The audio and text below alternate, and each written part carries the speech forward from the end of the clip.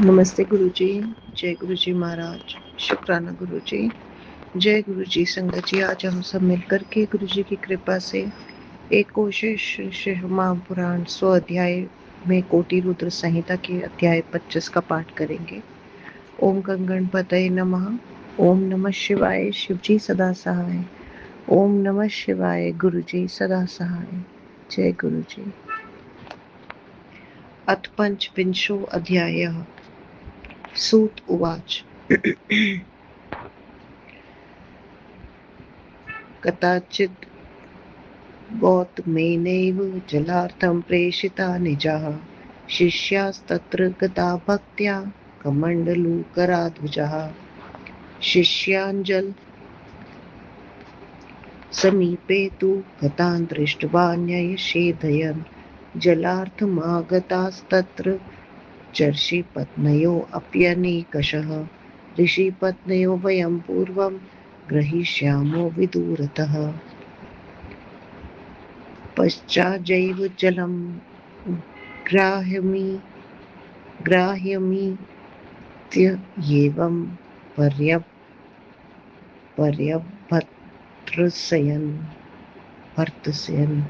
परावृत्य तदा तैश्च ऋषिपत्न्ये निवेदितम्।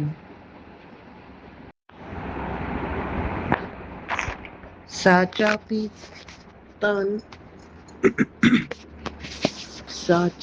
तान् समादाय समाश्चास्य समाश्वास्य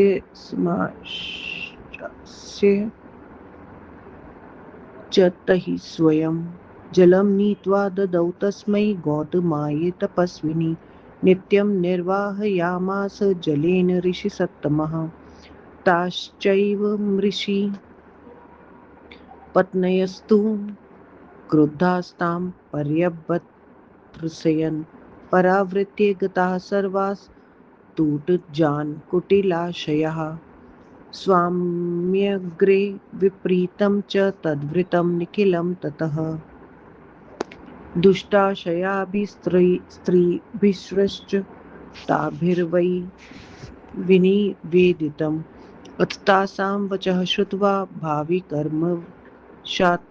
गौतमाय च सड्क्रुद्धाश्वासंस्ते परमर्षयः विघ्नार्थं गौतमस्यैव नानापूजोपहारकैः गणेशं पूजयामासुः सट्क्रुद्धास्तां बुबुद्धयः आविर्बभूव च तदा प्रसन्नो हि गणेश्वरः उवाच वचनं तत्र भक्ताधीनः फलप्रदः गणेशोवाच प्रसन्नोऽस्मि वरं ब्रूत यूयं किं करवाण्यहम् तदीयं तद्वचः श्रुत्वा ऋषयस्ते अब्रुवंस्तदा ऋषय ऊचुः त्वया यदि वरो देयो गौतमः स्वाश्रमाद्बहिः निष्कास्यसे नो ऋषिभिः परिभर्त्सय तथा कुरु। सूत उवाच स एवं प्राहृतस्तैस्तु गृहस्य वचनं पुनः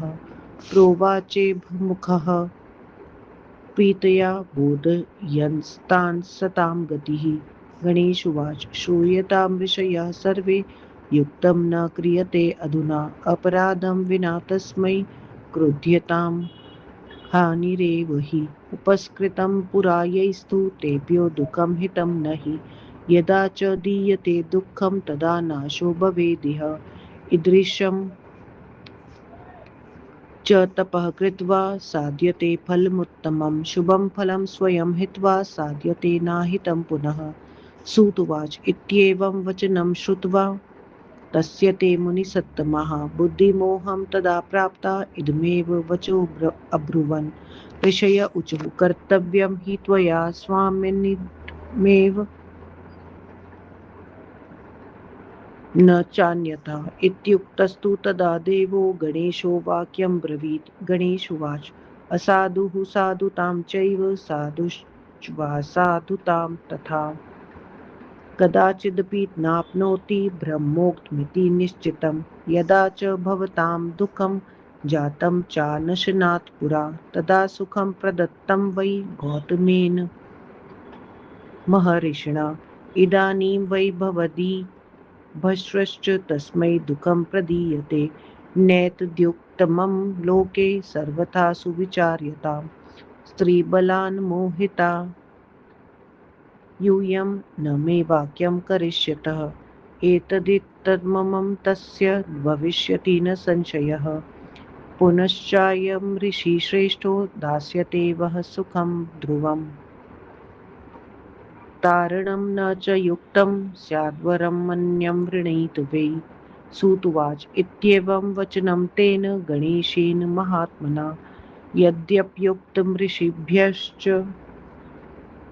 तदप्येतेन मे निरे भक्ताधीनतया सोऽथ शिवपुत्रो ब्रवीतदा उदासीनेन मनसा तान् ऋषीन् दुष्टशेमुषीन् गणेश उवाच भवद्भिः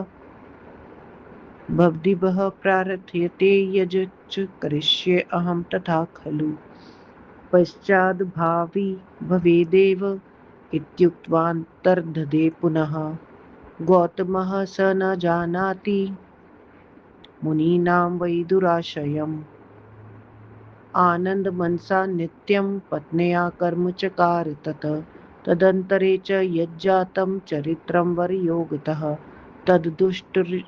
तद्दुष्टऋषि तद्दुष्टऋषिप्रभावात् श्रूयतां तन्मुनीश्वरः गौतमस्य च केदारे तत्रासन् व्रीहयो यवः गणेशस्य तत्र गौर्भूत्वा जगाम किल दुर्बला कम्पमाना च सा गत्वा तत्र त्वद्वर्यो गतः व्रीहीन् संभक्ष्यामास यवांश्च मुनिसत्तमः एतस्मिन्नन्तरे दैवाद् गौतमस्तत्र चागतः स दयालुस्तृणस्तम्भैर्वारयामास तां तदा तृणस्तम्भेन सा स्पृष्टा पपात पृथ्वीतले मृता च तत्क्षणादेव तदृशे पश्यतस्तदा ऋष्यश्चन्नरूपास्ते ऋषिपत्न्यस्तथा अशुभः ऊचुस्तत्र तदा सर्वे किं कृतं गौतमेन च गौतमोऽपि तथा अहल्यामाहूयासीत् सुविस्मितः उवाच दुःखतो विप्रा दूयमानेन चेतसा गौतम उवाच किं जातं च कथं देवी कुपितः परमेश्वरः किं कर्तव्यं गन्तव्यं हत्या च समुपस्थिता सूतुवाच एतस्मिन्नन्तरे विप्रा गौतमं पर्यभत्सयन् विप्रपत्न्यस्तथा अहल्यां दुर्वचो वीर्यथां ददुः दुर्बुद्धयश्च तच्छिष्याः सुतास्तेषां तथैव च गौतमं परिभत्सर्यैव प्रत्युच्चुर्दिग्वचो मुहुः ऋषय ऊचुः मुखं न दर्शनीयं ते गम्यतामिति दृष्ट्वा गोगन्मुखं सद्य सचैलं स्नानमाचरेत् यावदाश्रममध्ये त्वं तावदेव हविर्भुजः पितरश्च न गृह्णन्ति ह्रीष्म दत्तं हि किञ्चन तस्मात् गच्छान्यस्तस्त्वं च परिवारसमन्वितः विलम्बं कुरु नैव त्वं धेनु हन पापकारक सूतुवाच इत्युक्त्वा ते च तं सर्वे पाषाणैः समताडयन् व्यथां ददुर्तीवास्मै त्वहल्यां च दुरुक्तिभिः ताडितो भतिरस्तो दुष्टैः गौतमो गिरं ब्रवीत् इतो गच्छामि मुनयो अन्यत्र निवसाम्यहम् इत्युक्त्वा गौतमस्तस्मात् स्थानात् निर्गतस्तदा गत्वा क्रोशं तदा चक्रे प्रियाश्रमं तदनुज्ञया यावच्चैवाभिशापो वै तावत् कार्ययं न किञ्चन न कर्मण्यधिकारोऽस्ति दैवे पित्रये अथ वैदिके मासार्धं च ततो नीत्वा मुनीन् सम्प्रार्थयत् तदा गौतमो मुनिवर्यः स तेन दुःखेन दुःखितः गौतम उवाच अनुकम्पयो भवदीभश्च कथ्यतां क्रियते मया यथा मदीयं पापं च गच्छत्विति निवेद्यतां।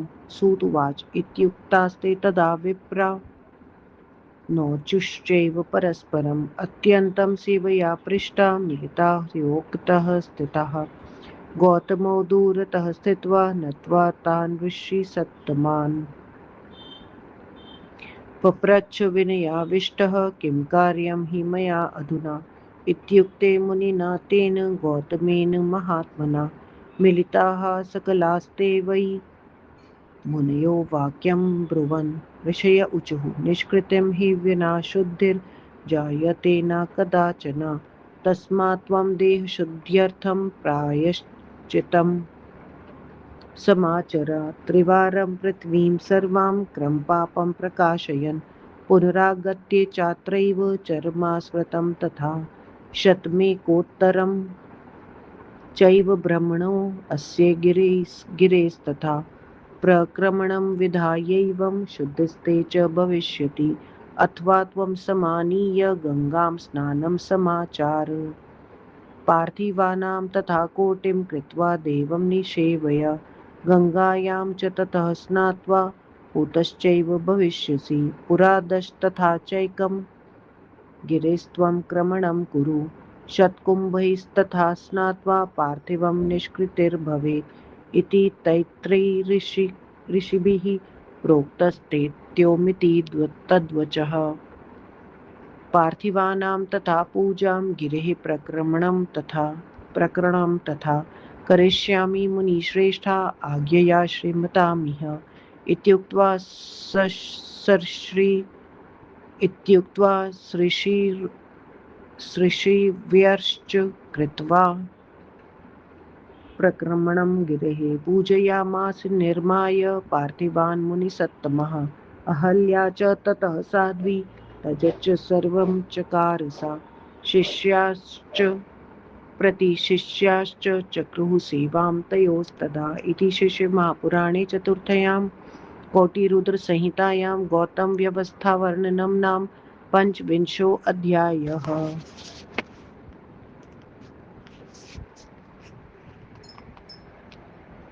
व्याख्या।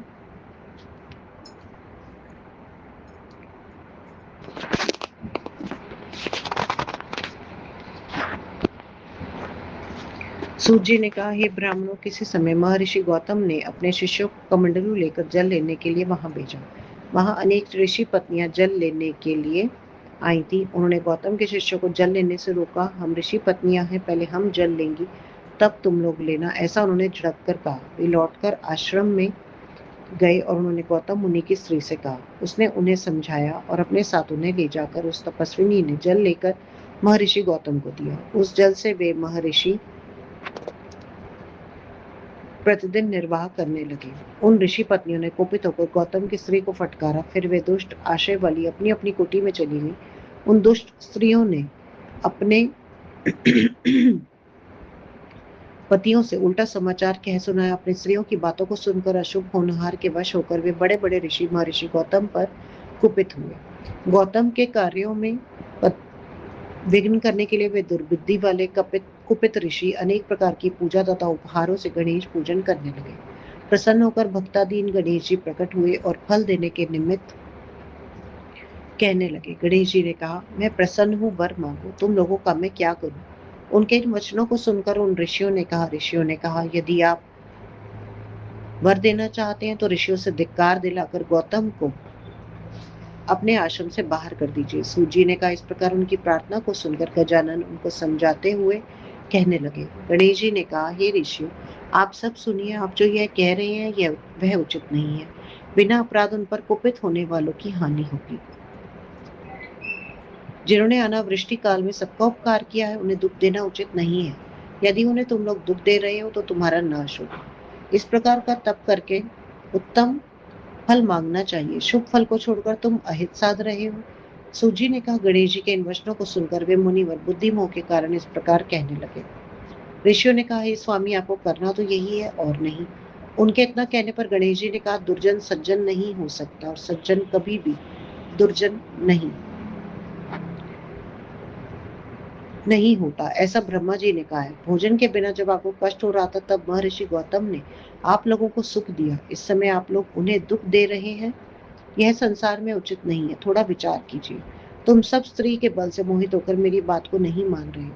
महर्षि गौतम के लिए यह भी निस्संदेह हितकर ही होगा। फिर ये ही ऋषिवर तुम्हें सुख देंगे। इन्हें हटाना उचित नहीं है।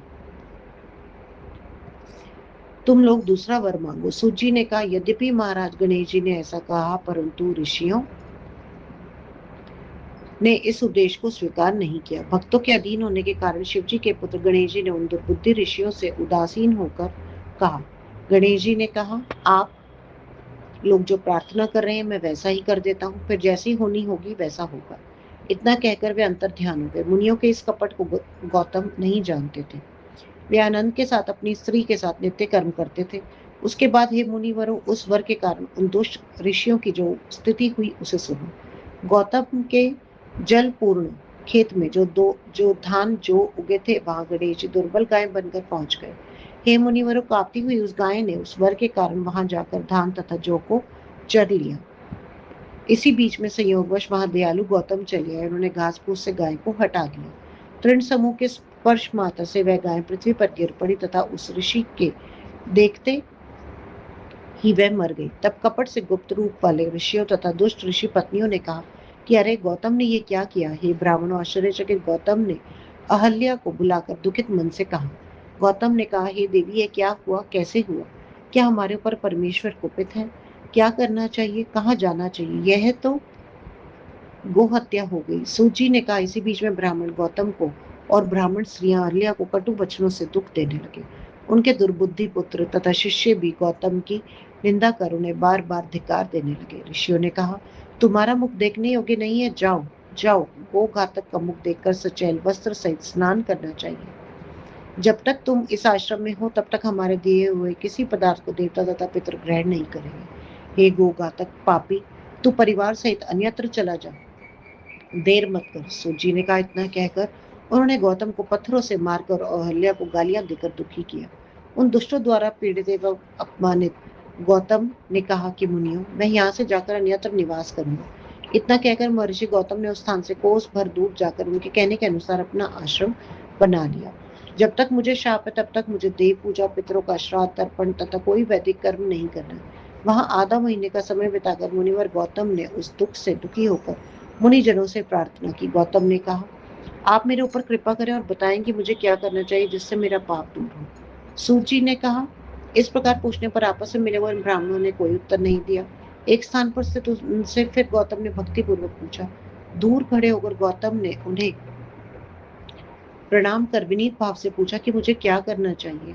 गौतम मुनि के इस प्रकार कहने पर परस्पर मिले हुए मुनियों ने कहा, ऋषियों ने कहा, प्रायश्चित के बिना देह शुद्धि नहीं होती, अतः तुम देह शुद्धि के लिए प्रायश्चित करो। अपने पाप को प्रकट करते हुए 3 बार संपूर्ण पृथ्वी की परिक्रमा करो। फिर यहीं आकर महीने भर तक उपवास करो। इस ब्रह्मा के पर्वत की 101 बार परिक्रमा करने पर तुम्हारी शुद्धि होगी। अथवा तुम भूतल में गंगा को लाकर गंगा स्नान करो। करोड़ पार्थिव लिंग बनाकर उनमें शिव जी की पूजा करो।